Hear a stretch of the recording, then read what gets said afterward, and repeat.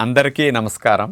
June 21వ తేదీ అంతర్జాతీయ యోగా దినోత్సవ సందర్భంగా మనందరం కార్తీక మాసం ధనుర్మాసం లాగా జూన్ మాసాన్ని యోగా మాసంగా గుర్తించి నెలంతా శారీరక మానసిక ఆరోగ్యాన్ని పెంపొందించుకోవటానికి నిజ జీవితంలో యోగాను ఒక భాగంగా చేసుకుని అందరూ ఆచరించాలని మన ప్రధానమంత్రి శ్రీ నరేంద్ర మోడీ గారు మరియు ఆంధ్రాను యోగాంధ్రగా మార్చాలని ఆంధ్రప్రదేశ్ ముఖ్యమంత్రి శ్రీ నారా చంద్రబాబు నాయుడు గారు ఇంటింటికి యోగా చేరాలని సంకల్పించారు. ఇందులో భాగంగా ఇంటింటికి యోగా కార్యక్రమానికి మీ అందరికీ స్వాగతం. ఈరోజు పరివృత్త త్రికోణాసన్ విశేషత తెలుసుకోబోతున్నాం.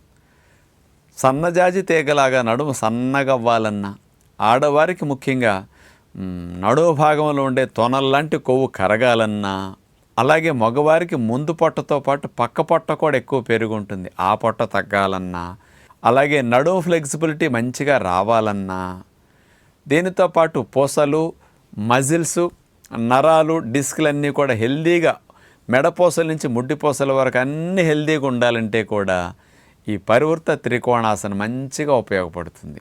మెడ నొప్పులు, నడుము నొప్పులు లేని వారికి రాకుండా చేసుకోవడానికి, వచ్చిన వారు తగ్గించుకోవడానికి బెస్ట్గా ఉపయోగపడే ఆసనాన్ని చూద్దాం. ఇప్పుడు పరివృత్త త్రికోణాసనం అనేది ఎలా చేయాలో చూడబోతున్నాం అన్నమాట. ముందుగా మనం స్ట్రైట్గా అట్లా నుంచున్న తర్వాత రెండు కాళ్ళ మధ్య ఒక 2 అడుగులు 2.5 అడుగులు వ్యత్యాసం వచ్చేటట్టు దూరం జరిపేసి అలా నుంచుంటాం అన్నమాట. మోకాలు అసలు బెండ్ అవ్వకూడదు, స్ట్రైట్గా ఉండాలి.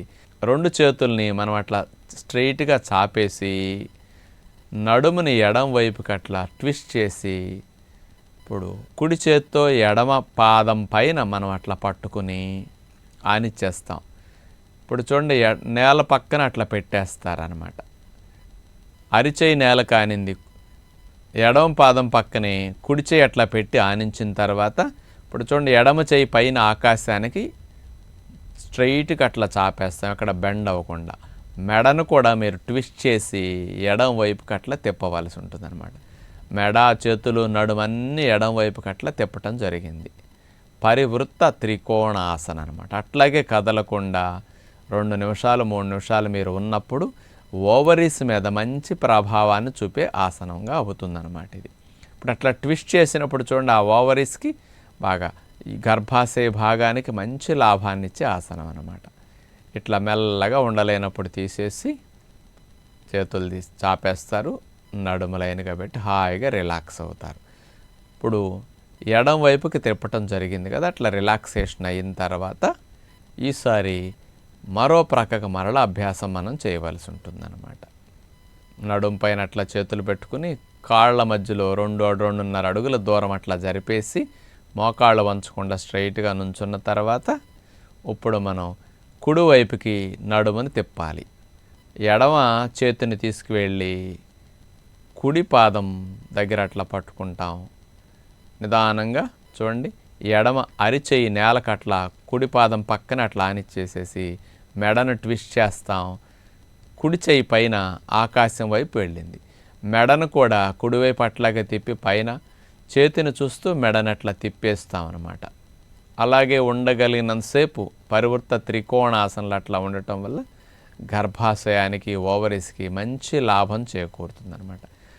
ఆసనం వేయటం తీయటం వల్ల ఫలితం ఎక్కువ రాదు.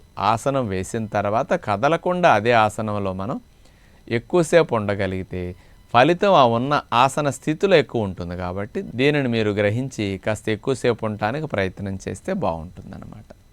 చూశారు కదా, నడుము దగ్గర ఎట్లా ట్విస్టింగ్ అయిందో ఈ ఆసనం చేసినప్పుడు.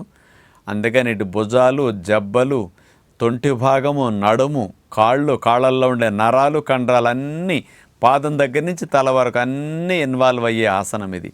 కాబట్టి అన్ని వయసుల వారు, బాగా లావున్నవారు, బొజ్జున్నవారు అందరూ చేయగలిగే ఆసనంగా ఈ ఆసనం ఉంటుంది. కాబట్టి ఇలాంటి సులభమైన ఆసనాలు మనం చేసి మంచి లాభాలు పొందొచ్చని విజ్ఞప్తి చేస్తూ నమస్కారం.